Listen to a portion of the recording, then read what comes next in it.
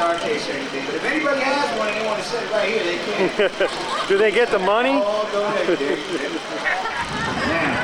Now we give them a reason to ask us what are we doing outside. Number 4. Give him a hand, he's standing. You gotta get some money in there. My name's Joe Rivera. This is my first time in Chicago from hiatus, Massachusetts. And I want to remind everyone that we are here today in celebration of National Poetry Month. Let's give it a hand. National Poetry Month.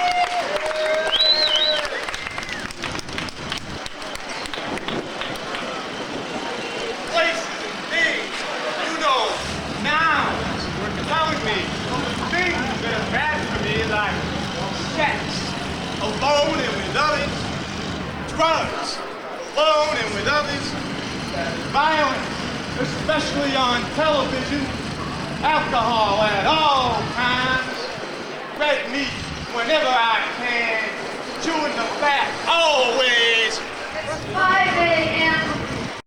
I forgot and locked the door, so now you're ringing at 5 a.m. a bell to make a certain trail to bed we sleep. It's 5 a.m. If I didn't know it, it could be 2 o'clock or it's 3. The songs of nightbirds still unraveling from dusk's edge. The fresh new imprints of sleep, slow crawling, it could be 2 o'clock. And we're still married, and your clothes don't smell of tobacco fumes and lies. Oh, it was a fluke, a flat tire, an old friend, a breakfast at Denny's, a last call, an after hours, a lost sailor on Rush Street, a lost key, a drunk puke, a police raid, a tow garage a million miles away, robbed, knifed, killed, a fine car pile up, burned at the wheel at 2 o'clock or 3. But now the bell is ringing. It has tones on it like hooks. That's for my boyfriend in another state right now. You guys have poetry inside today and tomorrow. We got a bunch of poets hanging out right here. So come join us. Can I do it first? What's it about? What's it about?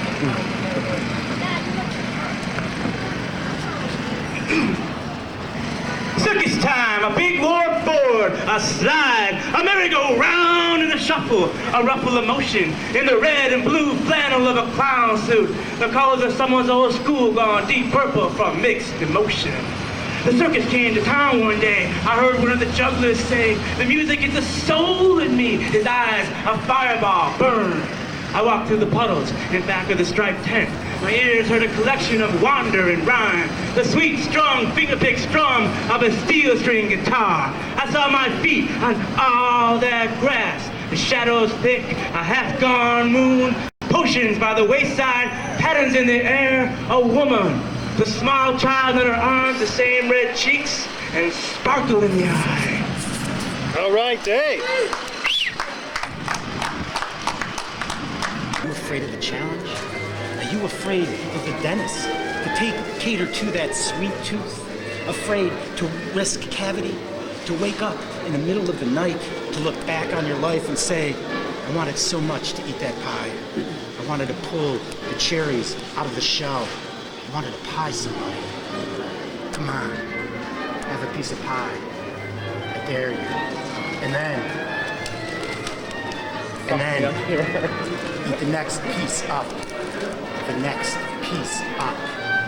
Next. This is my train. It's times like this. When my feet are wet and my hands are cold, my train rolls slowly away. So slow. It's not like this. USA?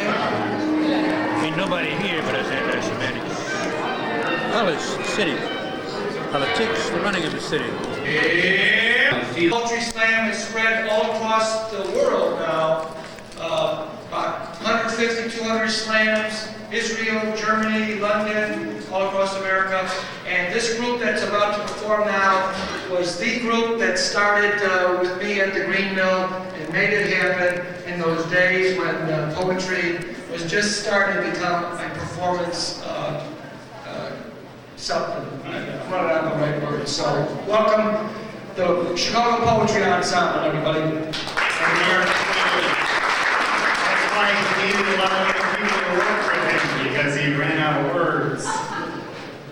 We are the Chicago Poetry Ensemble. We've been performing together since 1986. We helped establish the slam at the Green Mill and at the Fitzgerald's in Berwyn.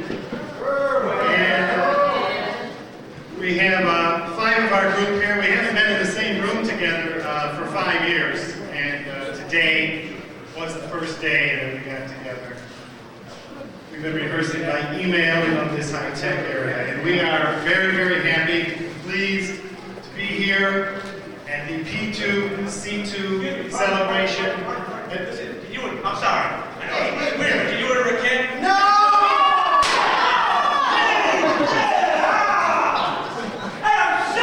Okay, our next poet will be Mike Barrett.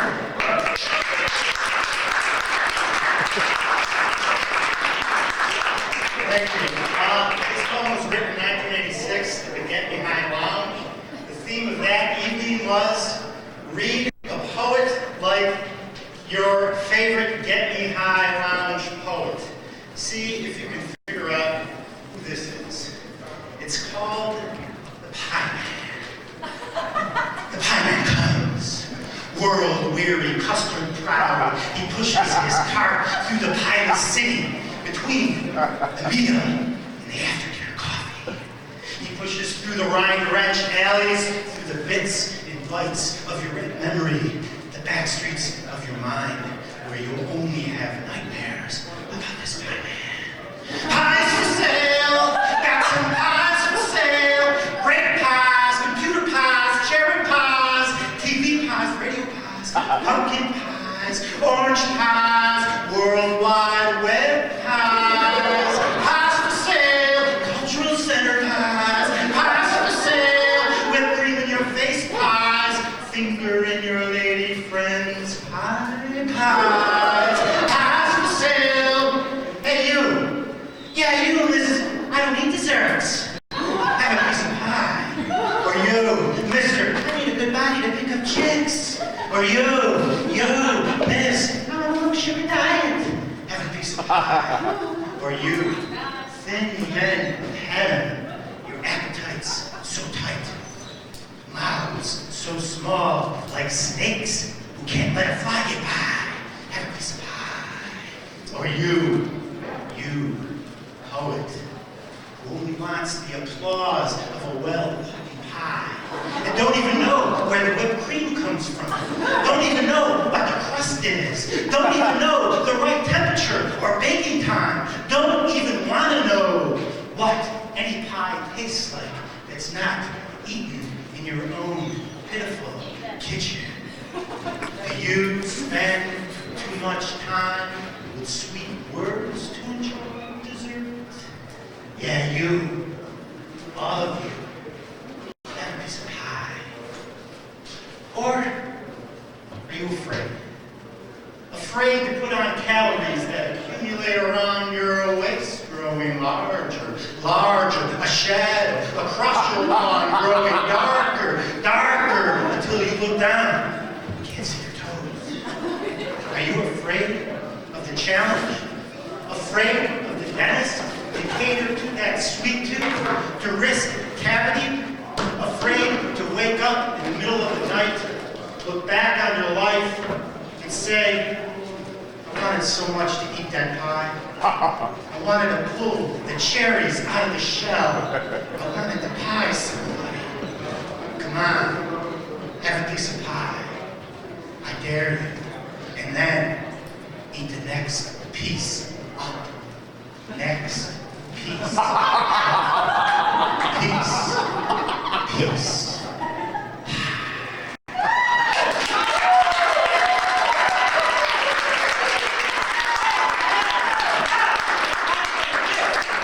Times like this, when I've been shot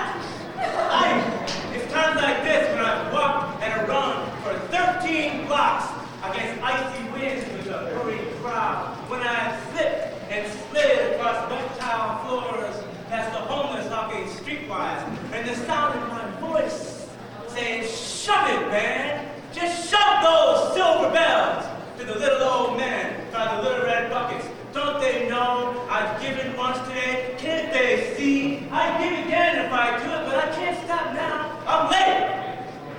I just missed my train. It's times like this, when my feet are wet, my hands are cold, and my train rolls slowly away. So slow, it seems I could hop it. Sweaty, smelly, cold, clammy, knots of anger tightening my sights. It's times like this I could kill.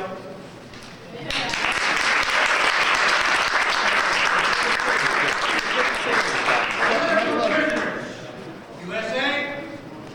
Ain't nobody here but us anti-Semantics. Politics, the city. Politics, the running of the city. Running for office. Running around for votes. Running up the bill. Running down the other side. Running from the police. Police, the city guards, who run down those who run into those who run the city. President, where they run the wrong runners on the other side. Wrong runners of our side, the right side, the ruling side, sometimes go to jail, but not quite so often, so easily, so quickly. For so long astray, even if they're right enough, not too badly. Political prisoners, wrong runners, real or suspected, from the wrong side, whose numbers far exceed their real guilt. I'll tell you about America. You got thousands of men and women in every state getting mad, getting ready to get even, talking nice to some parole officer for laughing at his tie. Straights and squares, you live in dangerous ignorance, thinking you can put a man away for half his life and he just disappears, or worse, you expect a man to come out. I used to visit the Houston jail every week to see Joe Brown, 18, black. Joe could hardly stay out of jail. As soon as he got out, he'd get picked up again, usually on a Saturday night. He could hardly stay away from his crowd. Cops got somebody in his crowd about once a month. They'd pick up Joe too, accomplice, a suspect. Innocent or guilty? Not guilty. Joe couldn't stay out of Not guilty. Self-defense, I kept saying. First went to prison for knifing a man over a card game. It wasn't even my knife. Then I had a sticker man with a sharpened spoon my first year in. You learn how to lie. You learn to be sly. White middle-class college students I was teaching at that time seemed to me no better or worse than Joe. On Saturday nights, they'd sometimes get drunk, get in fights, cheat on money. They didn't need to use force to fight. First I was afraid of getting jumped, afraid of getting punked out, afraid of getting raped. Then I got jumped. And I got beat. I had a sticker man with a sharpened spoon. They want to fry you for that. I'm inside 15 years. You just tried some solitary for a while.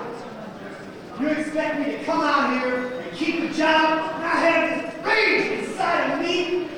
They had the keys. They knew the combination. They were not gathered on crowded corners, outside small stores, hot cafes. They were less densely ensconced in cool bars and clubs, spacious homes, beach resorts, country lodges. There were more places for them, more protected than molested by cops. Your rules say I got to tell you whoever. But Joe Brown, a political prisoner,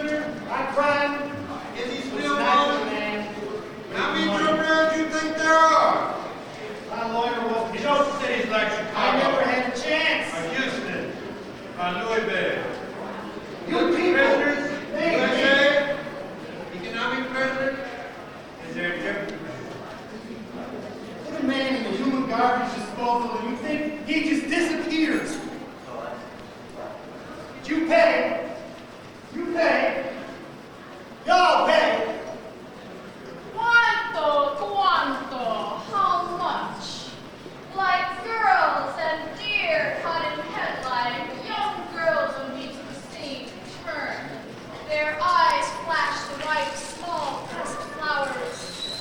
Their breasts push upward into the mouths of streetlights as each new car slows almost to a stop. With fire still burning 3mm hot above her hemline where the man in the Peugeot has just pulled out, she walks quickly, panties in hand, to the next car. Her bare ass, exposed like the young face of a sleeping child, catches our headlights before dropping down into the darkness of a bucket seat. Across the bridge, the white Firenze moon hand strokes the genitals of Chianti grapevines, blessed Salvadonica, whose hills soak in milk of spilled moonlight, whose Luna Lakes drapes each dirt mound like the twice-washed stockings of a 17-year-old Putano.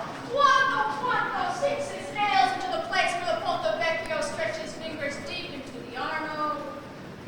The moon always sleeps with its favorite whore, guarded by rivers, color blue sky. Yeah, I've heard that too. What though? How much? Each girl, like a statue, Medici have commissioned. Glass-eyed virgins carved with boots to their thighs turn and look, then bend down. All along Cassim Park, where Donatello knelt each daybreak to pray. Gene Howard, ladies and gentlemen.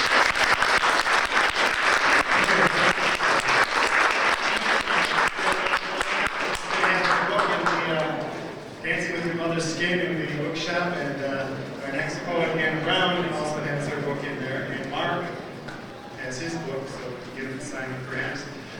Karen Nystrom was an integral part of the ensemble since its inception. She is a talented and widely published writer. She's not able to be with us here today, but we would like to read a work that she wrote for the ensemble piece called Six Voices in Time. It's a poetic interpretation of Einstein's theory of relativity. We'll get to that. This is Bones by Karen Nystrom.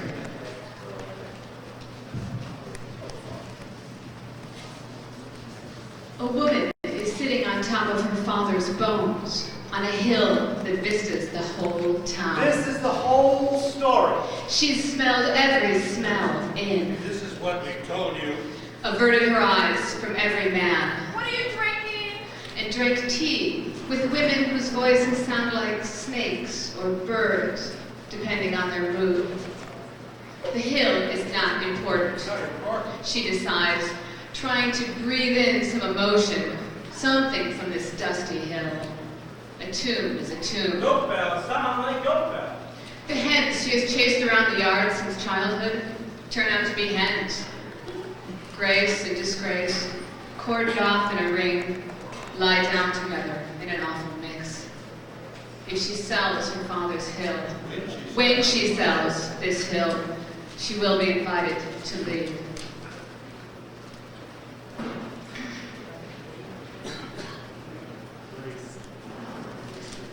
The women's voices will be pythons curling around her ankles at first.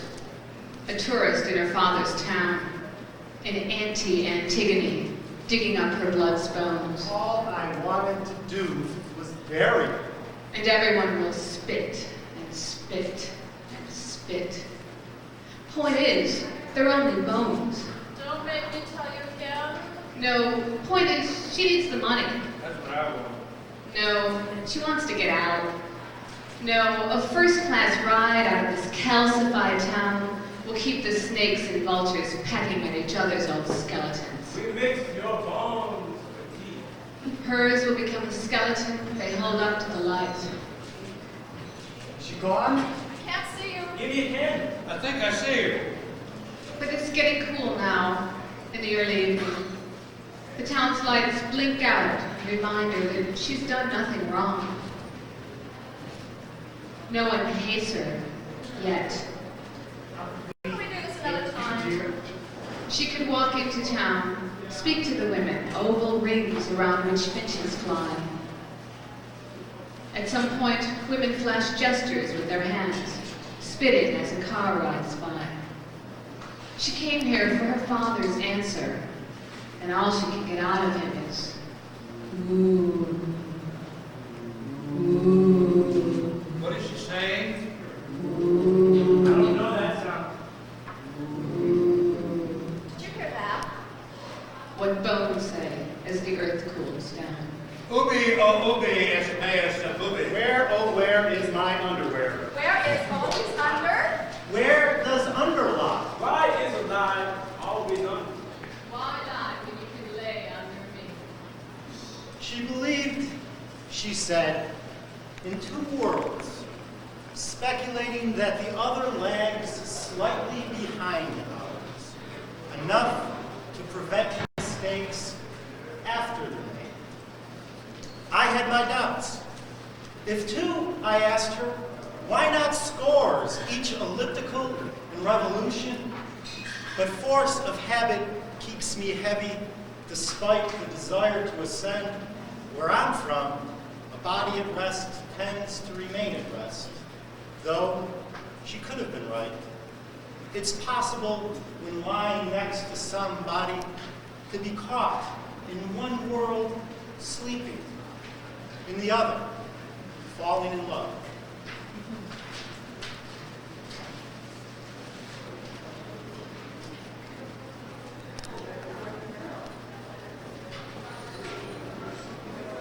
I love my body.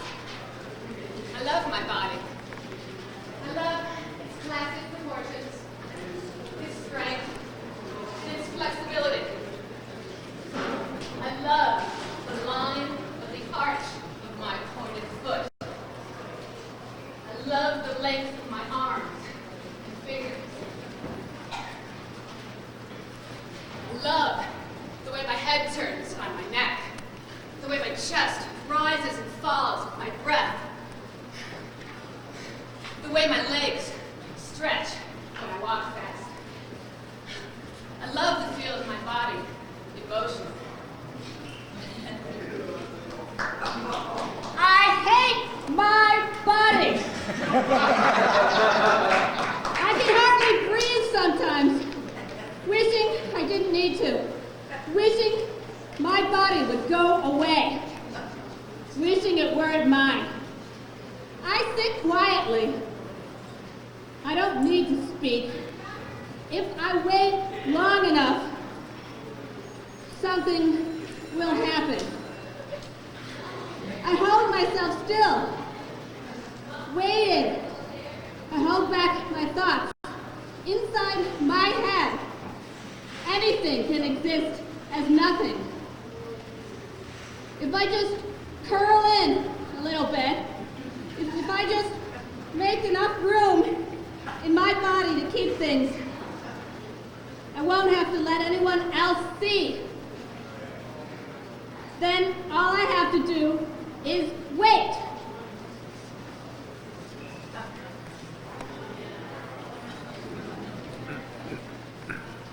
I love my body. I love my body. I love the way it feels after a long swim, a hard massage, an intimate, strenuous kiss. I love all the things I can use it to do. Especially kissing, hiking, and laughing. I love its unlimited capabilities. I love the way it does what I say. I love my body. I love my body. I hate my sister.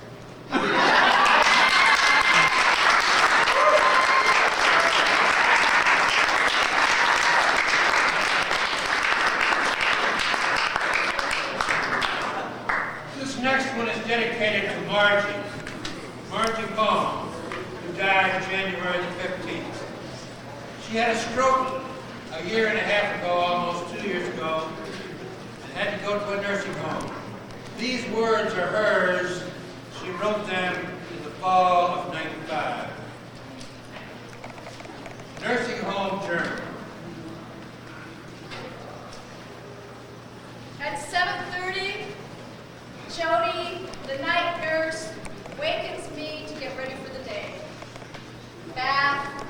shampoo, etc.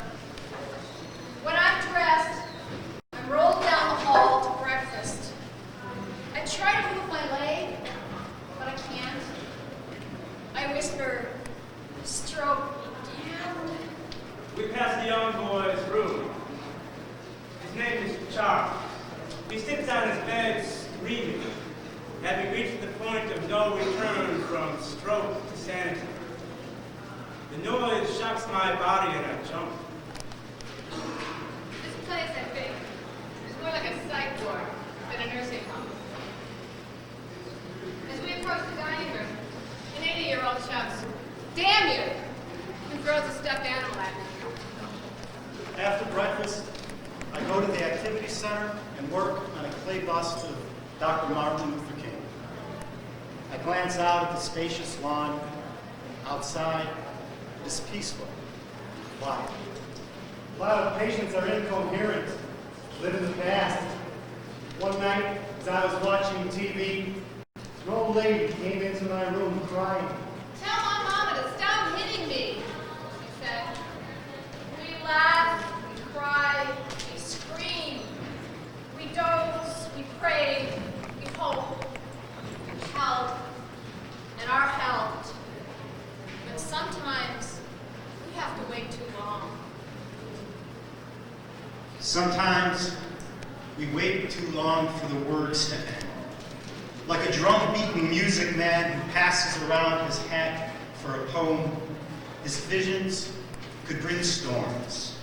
Ground stage in ethereal blue light, laser shots, and pinwheel, ready, gyroscopes. Sometimes we end waiting for words. A woman whose man is drum-beaten for music, she wears a poem wrapped around her hat and watches for storms on television. Cue screen. 1, 2, 3. Random images go. 1, 2, 3. Sometimes we wait too long for words to end. The ads dissolve in language no one can riddle. 100 windows open when memory is sufficient. They can photograph rooms of abandonment or a Kansas dust bowl. Screen 1, grainy documentary of the present. Cue weeping music. Sometimes we end waiting for words, a riddle from a dead language no one can solve. Sufficient memories swerve 100 widows when they dance. The ballroom of dust, photographed, abandoned. Start climation windows, stop, go, computer enhanced graphics, pixels, pixies, pickup sticks. Sometimes we word, waiting for the end, sitting in light, idols lost in conversion that shine on us here in the company of others. We are known by our escape when time expires. Spotlight, low, bright, white synthesis, drop fluorescence, sweep the floor. Time is the sum of words and waiting. City lights lost in idle conversation, the voice in others who speak as well. We know each landscape wears. Camera on audience. Pan left, pan right. And Computer transformation. Desensitize now. Sometimes we wait too long for the words to end.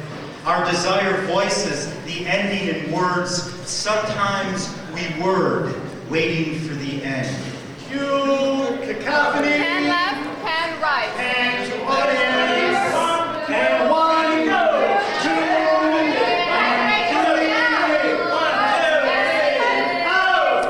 Pickup sticks. Time is the poem words can't understand.